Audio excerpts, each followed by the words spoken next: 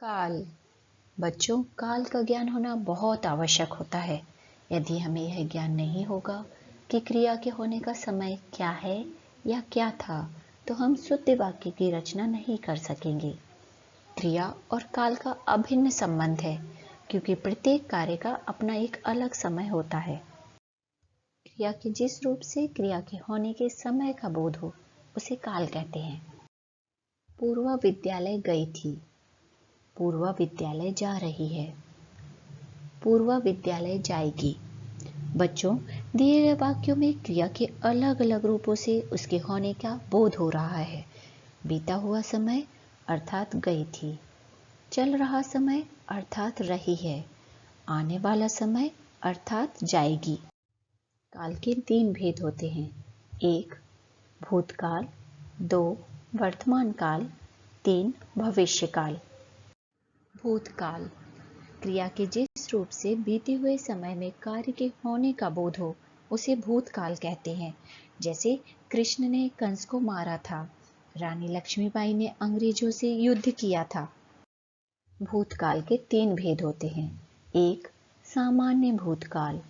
क्रिया के जिस रूप से यह बोध होता है कि कार्य लिखते या बोलते समय समाप्त हो गया है, उसे सामान्य भूतकाल कहते हैं। क्रिया के इस रूप से यह पता नहीं चलता कि क्रिया पूर्ण हुई या अपूर्ण रही। जैसे राम ने रावण को मारा, जयश्री कक्षा में प्रथम आई। 2 पूर्ण भूतकाल। क्रिया के जिस रूप से यह बोध होता है कि क्रिया बहुत पहले समाप्त हो चुकी है, उसे पूर्ण भूतकाल कहते हैं। जैसे मैंने भाषण दिया था, वह पुस्तक लाया था। 3 अपूर्ण भूतकाल। क्रिया के जिस रूप से यह बोध होता है कि क्रिया भूतकाल में ही हो रही थी, उसे अपूर्ण भूतकाल कहते हैं। जैसे पिताजी गांव जा रहे थे, नंदिनी मेरे घर आ रही थी। वर्तमान काल। क्रिया के जिस रूप से चल रहे समय अर्थात वर्तमान समय में काम के होने या करने का बोध हो, उसे वर्तमान काल कहते हैं। जैसे बच्चे विद्यालय जा रहे हैं, गायिका गा रही है।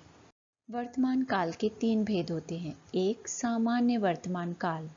क्रिया के जिस रूप से यह बोध होता है कि कार्य लिखते या बोलते समय होता है, उसे सामान्य वर्तमान काल कहते हैं। क्रिया के इस रूप से यह पता नहीं चलता कि क्रिया पूर्ण हुई या अपूर्ण रही।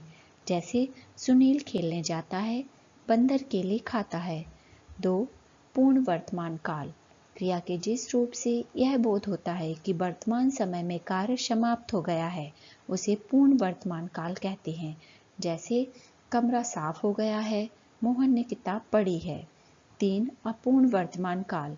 क्रिया के जिस रूप से यह बोध होता है कि कार्य वर्तमान समय में शुरू हुआ है और अभी जारी है, उसे अपूर्ण वर्तमान काल कहते हैं। जैसे मैं पत्र लिख रही हूँ, माँ खाना बना रही है। भविष्य काल। क्रिया के जिस रूप से आने वाले समय में काम होने का बोध हो, उसे भविष्य काल कहते हैं। जैसे अगला क्रिकेट विश्व कप 2023 में होगा, मैं शाम तक गृह कार्य पूरा कर लूंगा। भविष्य काल के 3 भेद होते हैं। 1 सामान्य भविष्य काल। क्रिया के जिस रूप से यह बोध होता है कि कार्य भविष्य में एक या अनेक बार होगा, उसे सामान्य भविष्य काल कहते हैं। जैसे यीशु आम खाएगा, सोनू गाना गाएगा। 2 संभाव्य भविष्य काल। क्रिया के जिस रूप से क्रिया के भविष्य में होने की संभावना हो, उसे संभाव्य भविष्य काल कहते हैं। जैसे शायद कल बारिश होगी, हो सकता है कल किरण घर आए। 3 हेतु हेतु मध्य भविष्य काल। क्रिया के जिस रूप से यह बोध होता है कि क्रिया का होना किसी कारण पर निर्भर है, उसे हेतु हेतु मध्य भविष्य काल कहते हैं।